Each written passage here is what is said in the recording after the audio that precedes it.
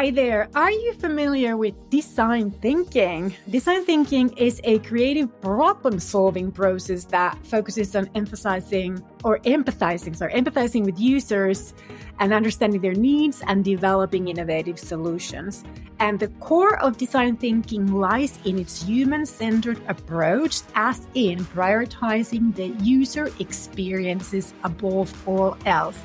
And this method is widely used in product design, marketing, and business strategy, but it can actually be applied virtually anywhere. And that's exactly why my guest, Kat, and I will talk about how to apply design thinking to employer branding. And with this, I welcome all you listeners back to another episode of Building a Modern Employer Brand podcast.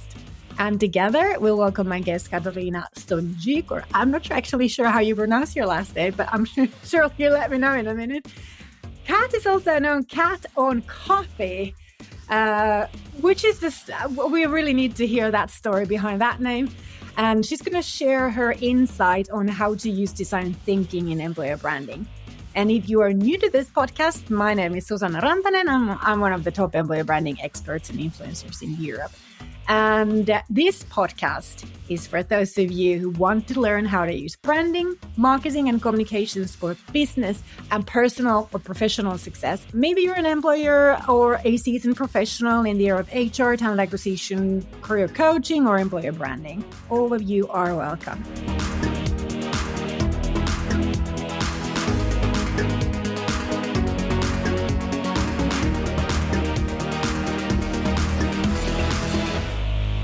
So, Kat, welcome to Building a Modern Employer Brand podcast. You and I go way back.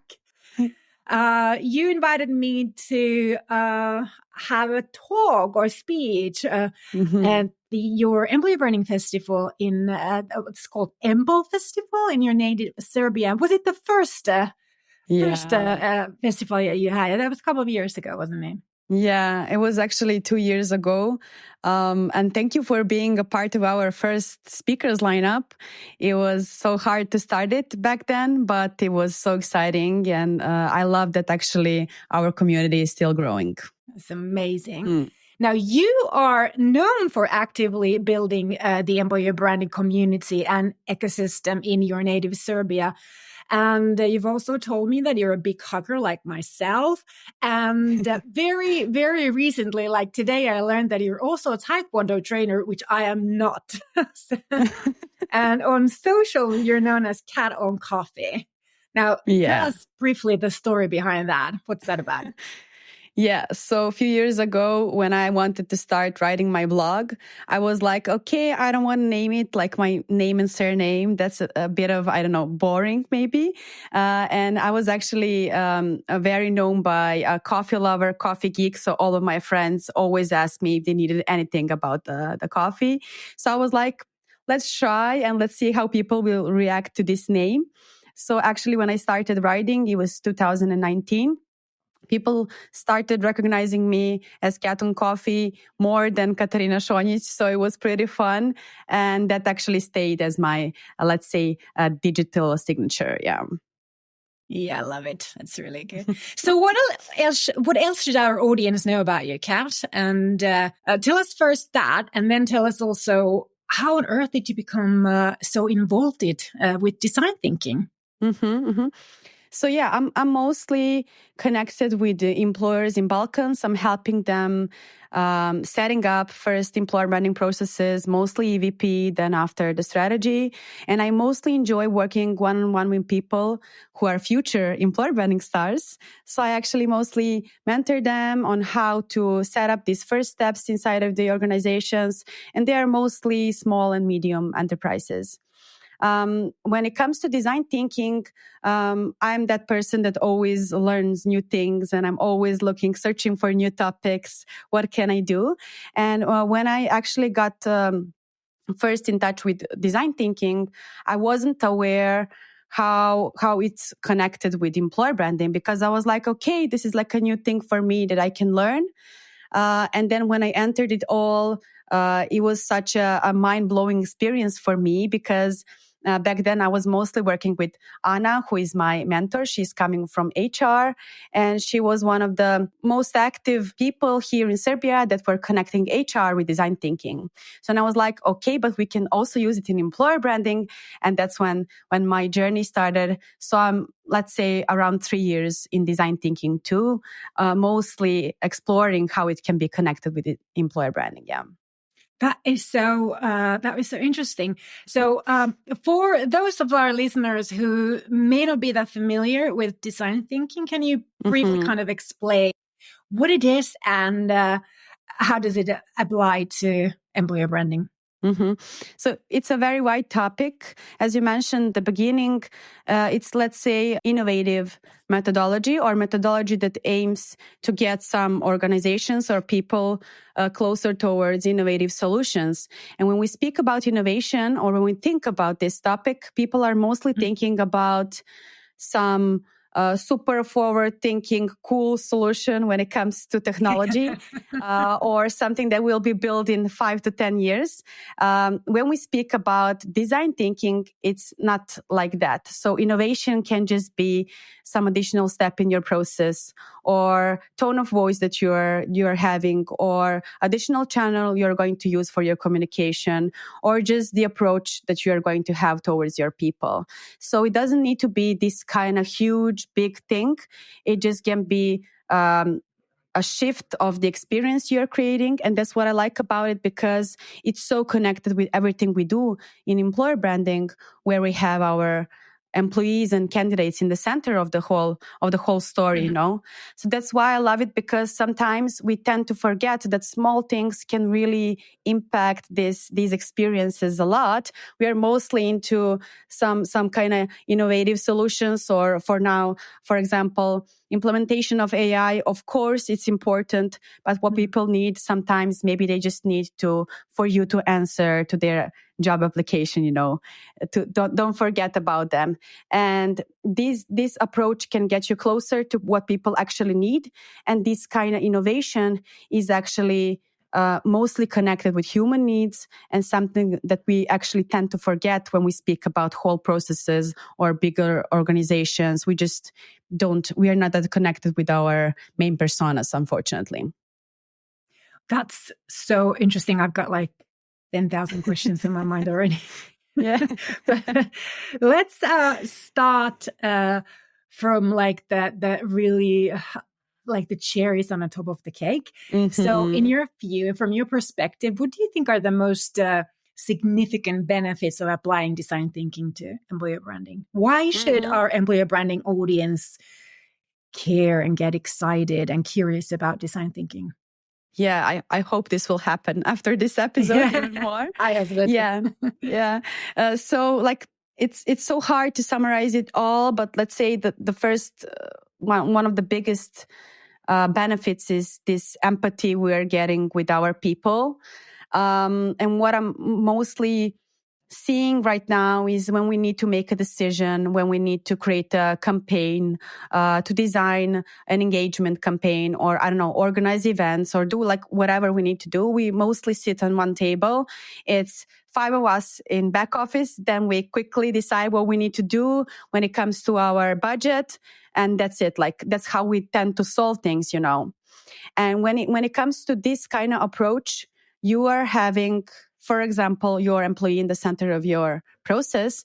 And when we were preparing this podcast, we wanted to entertain you with a small example, which will be, for example, an onboarding process. So when you design an onboarding process, it's something that you mostly, like all organizations, have it in a way.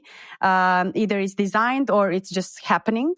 There you will have a person that actually is the center of your process. For example, someone who came to your organization 3 months ago. And then you will ask them how you can actually improve this process and design it all with them. So this is the crucial change we are seeing because we ask our people what they see, how they feel, and we are co-creating with them, which means that I'm not guessing what they need. I know what they need, and they are with me in the process. And this is like the biggest impact I'm seeing, and maybe the biggest benefit. And the second one would be regarding the silos, because we are mostly divided by our roles. So one person is dedicated to doing, I don't know, for example, digital campaigns. Then we have a recruiter. Then we have a person in onboarding. Then we have someone in internal communications, someone as a people ops person that is trying to get your career moving. And then we have these small roles that are divided, and we are mostly going deep into our work, but we don't feel what is going on before or what is going on after or what is going on in between. And when you do this kind of approach, when you see the holistic view of the process and how people are feeling, you can actually work together. And the ownership is not just employer branding is my question or your question, is our question. So when it comes to employer branding, but also when it comes to any process that you want to design in this way, it will become our question. And one of the most common aha moments when I was working with my clients here in Serbia, it was like, oh, I didn't know you were doing this before me, or you were sending this data, these questions before me. So then people just understand we can create more synergies there. And that's maybe the second biggest impact I see. When you talk about the process, the design thinking process, let's say in regards to onboarding, who would be taking part in the process? So, for example, let's take an ideal case scenario. Yes. If we want to improve onboarding process. So, for example, we will have a person that is a part, like we say, it's our audience. So we will say we'll have a representative of our persona. So it will be one person there as a representative of this whole process. There will be one person coming from HR, one or two, depending on your time and capacity. There will be some people who are coming from communications, marketing, or employer branding, because depending on your role, like what are you currently doing right now? But when we speak about onboarding, there is always someone in communications involved in this process. You will also have someone who is leading this process. Let's say ideally it will be an employer branding manager, and you will also have someone who should lead this person. So for example, a line manager, someone who is in charge of leading this person through the process, who will work directly. It can also be a team leader. So you will have, for example, let's say two people that are coming from the core business, if they're, for example, programmers. So one that is representative of your persona, second that is a line manager, and you will have three persons that are in back office that are mostly dealing with processes. So they will actually work together, and these two persons that are coming from business will maybe more understand what are their needs, because when we speak about onboarding, the goal of onboarding should be that person is totally aligned with our values and is able to perform individually, So then you're combining these perspectives, and from this point, you can really design whatever you want, any part of onboarding process. Would that person who's representing the persona, let's say it was this program employee, would that be somebody who's just recently joined the company, who has like a fresh experience from onboarding? Would that be ideal, or is it like any employee? That's what I'm mostly seeing, because this person is fresh with the processes. Sometimes people tend to forget how is the onboarding process looking like. Yeah. You can also have several personas. You can also have someone who didn't even join your company and then design his or her onboarding process with them. You can really play with it. But if we speak about, let's say, some kind of strategic changes, I would actually choose someone who recently joined, if possible. Like 1 month ago, that will be ideal, because then they feel and remember all the things we did before. Right. So another question about the process. Would you, or like a design thinking project, would you say that it's more applicable to developing processes for employer branding than, because that's kind of how it sounds to me, than, for example, developing just campaign ideas or content ideas, or I think it's applicable everywhere, because like if you can set up a challenge for the start. Like it can be, let's create creative campaigns and be known by them, so like it's a very wide thing, and that's what I like about it, because when you start the process, you can start with the wide challenge, and then after you will understand what is the concrete problem you're trying to solve, from the perspective of your candidate or employee. So I see most of the impact I see in processes, because there is where we have most challenges when it comes to in-house people. They're having troubles understanding who does what, where we can work together. It's just like to-dos. You don't have any time to improve your process. So that's where I see more impact. And when it comes to creative thinking, I think that comes after, and this approach can help you there too, but more impact I see in processes. Yeah. Okay. Okay. So what inspired you? I mean, your mentor, Anna, probably was the one who inspired you to design thinking. Am I right? Yeah. Was it something that you immediately realized, like, ooh, if she's applied this to HR, then I can do this with employer branding? How did that go? Why did you choose this? I mean, a couple of years ago when I first met you, obviously this was still probably quite new thing, because you weren't talking about this at the time. What did you see in it? Something happened in between, yeah. Of course. So when it comes to me, it's always about this personal contact, because I read a lot, I tend to follow everything that is going on regarding employer branding globally. So it's like a normal thing for me to do. But when I meet someone, when I feel it in my hands that something is changing, that's the most powerful thing for me. So when I met Design Thinking, I was working in-house as employer branding manager.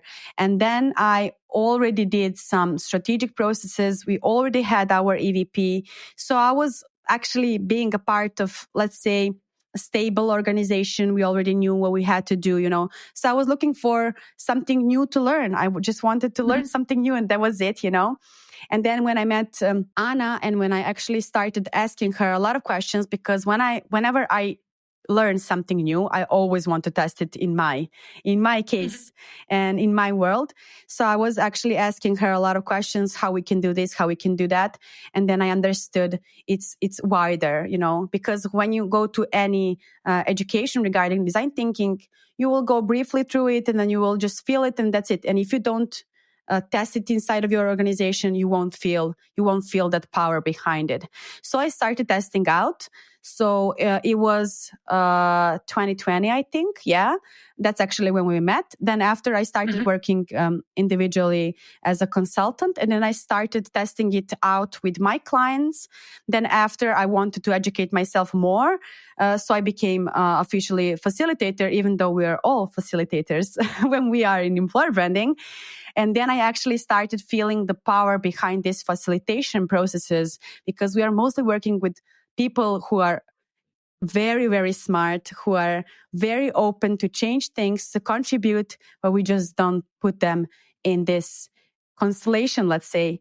So that's what I started doing actively since, let's say, 3 years ago. I started testing out things, and then I found out this potential behind it. So I think the actually work around it, learning by doing, is something that changed my experience. Yeah. What has been your biggest revelations? I mean, not in terms of like your clients, but in terms of your own learning process of design thinking in employer branding? So yeah, I still learn a lot. Like whenever I do something using tools from this world, I always tend to learn new things, especially when I work with young people who are still on studies. I tend to just mix tools, test it out, and see how they will feel it. And I mentioned learning by doing. When we are doing any kind of education, when we try to actually transfer some knowledge to other people, there is a lot of ways we can do that. And what I believe that makes the biggest impact is when they try something out. So when you do an education for, let's say, 3 hours or 1 day, you really have time to speak about some topic, but you also have some time to test it out, to try it out. Mm-hmm. And what I'm mostly seeing people when I'm using any tools, like from simple ones to complex ones, is when they actually try it out, they see, oh, it's not that huge. It's not that hard. It's just like a tool that helps me really. Because when people learn new things, they tend to be a bit afraid. And really, this methodology brings a lot of new things inside organizations. So what I see most of the people are feeling like it's not so hard. We can really test it out. And after they finish some kind of education with me, they go home with ideas. And that's what I like mostly about this, because whenever you do a project or an education, you go home with ideas and you're inspired. And that's what I like, because from this point, you can actually act and change things. What are some of the common challenges that companies are facing when integrating design thinking into their employer branding? Mm-hmm. So, like one of the most common questions we are getting is, how much time do we need to do this kind of projects? And this is a question that we are getting from all worlds, like from HR, from product design also. And when we speak about time to delivery, it is an open question, but it also connects with what kind of changes do you want to do and what kind of changes do you want to actually implement in your organizations. When it comes to employer branding, you can always have quick wins. But if you want to have strategic changes and concrete contribution to your business, this is the way to go. So this is like one of the most common questions. And the second challenge would be like, what is the return of investment? Like, what will change in our world and how we will showcase what is the impact of this kind of project. So the understanding of the data and how we can actually track the changes is also a question that is always coming. But I believe this is an important thing to know when it comes to any employer branding project, you know. So we really need to be aware what we want to change and how we're going to do it. Yeah. Let's talk about some of the resources, the skills, tools, knowledge that are required from the organizational side if they would want to apply design thinking into employer branding. What does it take? What do they need? It takes for you to want to try it, you know, to play with it, of course, as it is with everything we do. But when it comes to design thinking, I believe that one of the crucial skill sets is facilitation, and not only design thinking, but also employer branding. I believe one of the future most important skills will be facilitation. And why is that? It's because we are working with a lot of different stakeholders. We are always having different questions. It's not up to us to know the answers to all of these questions, but to actually facilitate this process. So I believe this skill is maybe the most important one, and to maybe search for the resources you're already having inside of your organization and working with your people who really know a lot, understand a lot. Just put them in the space where they can actually work together and do things together. The second thing would be maybe understanding the purpose of the tools. So if, for example, let's say right now, after listening us speaking about design thinking, you start Googling about tools that are available, you will find a lot of things online. And that's why I love this, because it's already developed community. It's not just about finding the tools and fill it in, you know. This is the tool, we just fill it in and that's it, we have it. No, it's about your team working around these tools, aligning and understanding what they want to work on together. And this is like the most important thing. So whenever you see the tool, try to understand what is the purpose behind it, and then after start using it.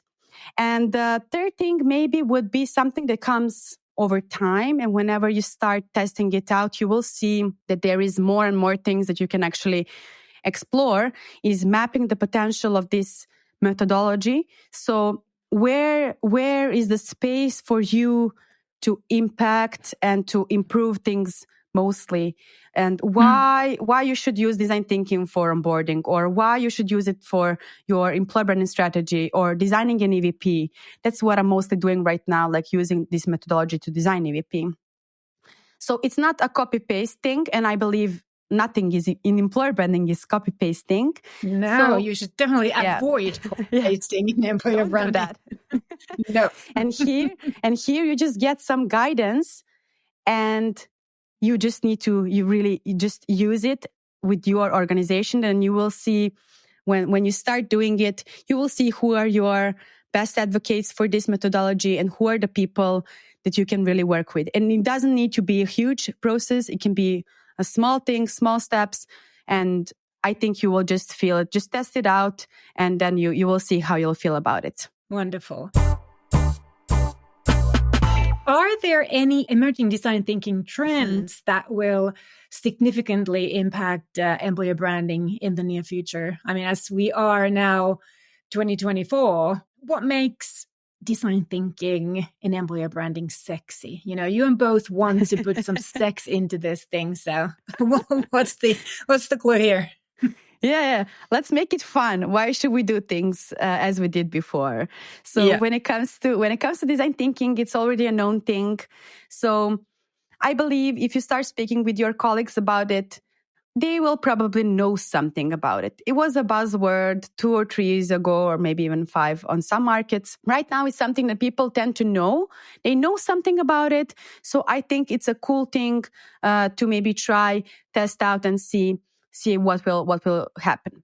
Second thing that was on my mind when I was thinking about these trends, like trends in general, not only when it comes to design thinking, is that we are becoming more and more transparent when it comes to talent market. And I believe that new generations will know about us even more than we know about us, you know. So if we don't do things as they expect of us, or if we don't do things by their needs, I think that the price we'll need to pay on a long term will be huge. So this is the trend that I believe it's maybe the most crucial one. So using this methodology, you will understand what your people really truly need and how you can actually support us. And what I believe that is sexy about design thinking in employer branding is that you can actually adopt. So this is an agile methodology. So whenever something happens in your organization, you can find tools that will help you adapt and see what would be the best solution for you. So that's what I like about any agile methodology, especially about this one, is like we were seeing a lot of changes happening on our market in the last 2 and 3 years. You can use these tools in order for you to adapt and to align your team around it. And what I mentioned at the beginning regarding the benefits is that when using design thinking in employer branding, this will become our question. It won't be just mine or anyone's who is employer branding manager. It will become our question. We will all be involved in this impact that we want to create, and what I really see as a next thing in employer branding. Yeah. Wonderful. Well, our 30 minutes is almost up. I think we could have easily spent another 30 minutes on this topic. This is really interesting. So how can our audience connect with you or learn more about your work? So yeah, I'm mostly online on LinkedIn. So please reach out in case you need any support or additional materials. If you want to explore about design thinking, my personal website is catoncoffee.com. It's not a surprise right now. Nope. And easy to remember. And if you want to see what we're doing when it comes to our community in Balkans, it's ample.rs. So you can go to this website and see what we are preparing. It's mostly in Serbian, I'm sorry, but the festival is English-based. It's always in first week of October. So if you want to join us, we'll be very, very happy to host you.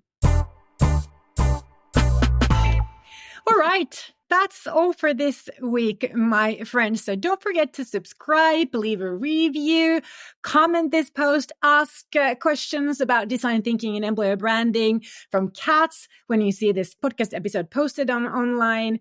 And hey, share this episode with your HR and employer branding colleagues, because who knows, maybe this is something that your employer branding really needs. And maybe this is something that you need to make it fun. Stay tuned for more insightful episodes on mastering branding, marketing, and communications in employer branding, obviously, talent acquisition, career development, and so on.